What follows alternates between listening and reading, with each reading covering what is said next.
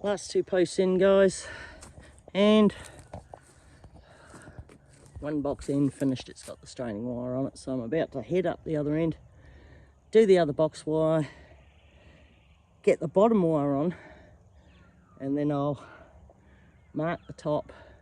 Steve came out, the neighbour, this morning and said he's home all day by himself, so if I need a hand to put the mesh on, which I want to start today, I've explained him how I'm going to do it. Start with 20 metres, cut 20 metres off and start there, because the fence is 67 metres. It will take more than one roll. So while I'm working in the tight corner, which is there, I will put 20 metres on this end. That'll give me left over at the other end. But what I can use that for is I have a mesh gate here, but Fred can still get out of that, and that's my front gate. So I'm going to attach some of the mesh to the bottom of it. It's all right for the big dogs, but I just need to go up 1.5 foot so that Fred can't get through. And I've got fencing clips for that, so it doesn't matter what size bit of mesh it is. As long as I can do the whole bottom line, it won't affect the way the gate moves. The gate is right on the gravel now, so he can't go underneath it. So we'll do it that way. So if I get a metre or 2 left over, I'll just cut it in half and just wire it across the bottom there with some fencing clips. So that doesn't look too bad, except the knot was terrible. I didn't cut the wire long enough. Sorry, Rosemary. I mucked up. I thought I had it, but I didn't. So, couldn't get the Gallagher caps from the fencing shop. So I just had to go with the old caps till they get a packet in for me. So, no, it's all good. Happy so far. That's all the posts in. Not too bad. There's an old star picket there. I'm not moving that. I couldn't get it out. I'll grind it off with the grinder later. But it's not too bad. It's not too bad at all. So that's it on the side. Goes all the way down. I'll just get the strainer wire on this box end and we should be right to go. I have a 20 metre roll of mesh down there, because I think that's easier to start working with, because I've got to put a join in somewhere, so I might as well put it that end, because I'll be tightening it, straining it up this end. So I managed to move the 50 metre roll to there. That was 60 kilos. I did it with a hand truck trolley. So it's okay. I had to pump the tyres up because I put the first roll on. The tyres were flat and I went, damn. So started up the compressor and pumped the tyres.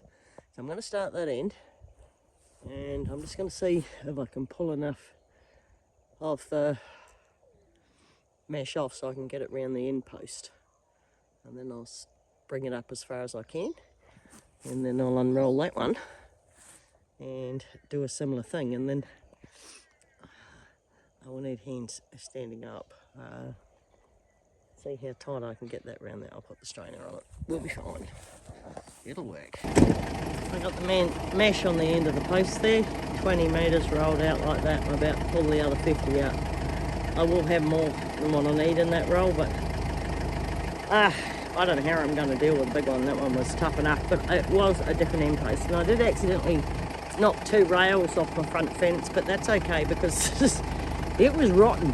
The nails had rusted right through, so I've got some big screws in there I can use that I used on part of the fence before, but have my gloves on, Drew, believe me. I've already ripped my hand, and I think, go and get Drew's gloves, and I put them on. They were wonderful, but that got me because I had to cut the wire with a grinder to get it round the post and past the rails. I haven't knocked the neighbour's rails off, just my 2. I will fix that later, maybe tomorrow, but I want to get this stretched out at least today. It will take 2 to lift it, I think, because that is heavy.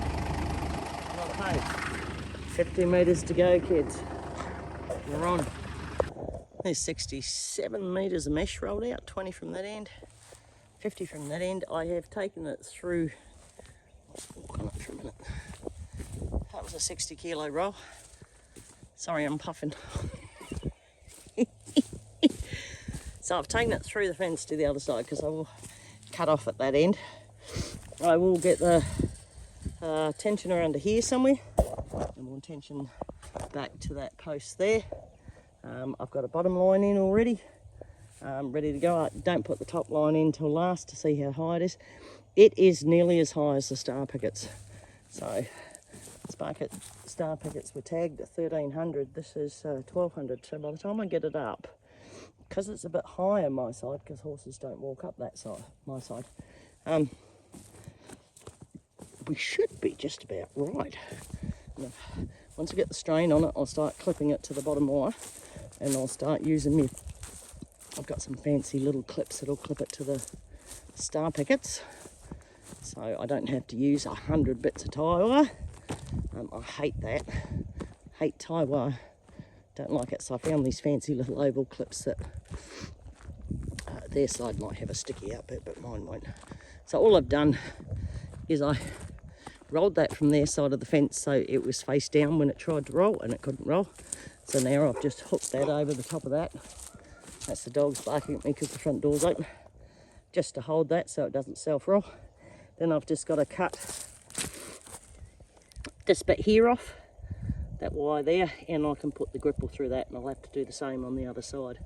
So you just cut that right there up against the little joint, and then you can put your gripples on and join it all up, and then I can start to tension it.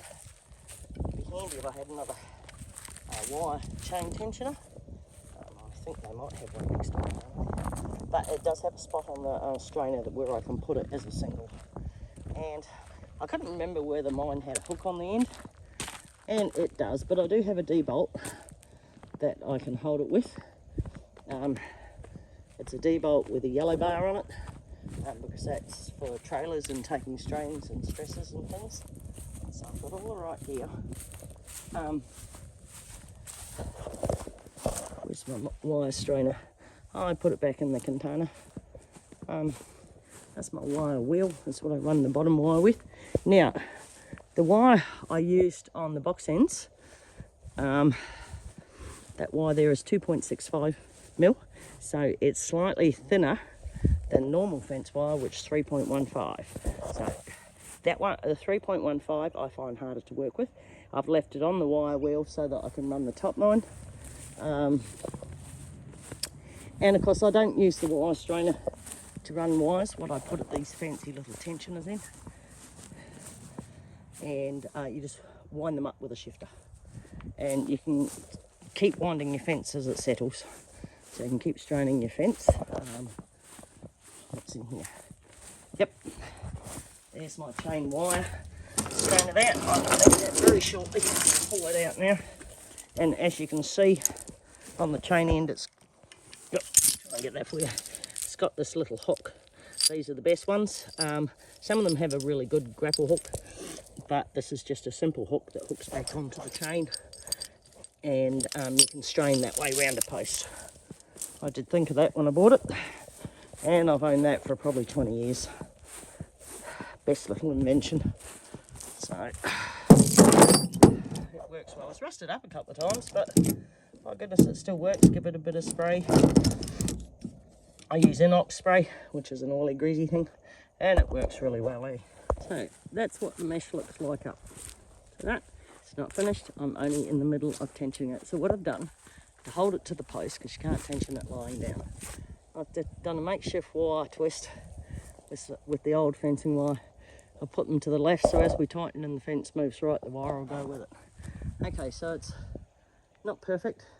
Did one come off or I forget one? Oh, it doesn't matter. One might have come off. I'll go down and fix that. So that was a heavy bit of lifting, but I'll put my body weight into it so you can see how much I can tension if I need to. I won't be tensioning that time, but that looks pretty good up. And that bottom wire's there so I can push the stay stiff towards it and clip it. And I've got my little screws to go on those. Yeah, it did come off. Oh no, no, it didn't. It's all good. So now I can climb through the fence again and start tensioning it. I got it as tight as I could without it being up. And you can see there's a big bubble down there, and there's one down there, so we'll just give it another couple of pulls. And those gloves, Drew, goodness may they've come in handy today. So I just hope I've got my strainer in the right place. I can't have it anywhere else because I just don't have the chain length on the strainer. I was going to extend it a bit, but I thought, might break the strainer. I probably will anyway because it's 20 years old, but we'll see how we go. Because I'm only straining tonight, I'm not screwing off or anything like that. So you can see where I've got the wire around the fence post. I will cut the wire to get it through the rail and that, but so I've got about that much I could strain, and that's about it. And I'm already walked that far up the wire. So we'll see how far we can get. I didn't put one on there, but I didn't want to. And then we just cut enough off to get me back round and use my end gripples. But that's not going to look too bad. You can see how tiny the holes are. So little Freddie won't get out of that. And that's 1200 high with a post at 13, so we can run an electric wire on the top, which is what she's got here now. So hopefully I don't get electrocuted. I don't know whether it's on or not. Here we go again.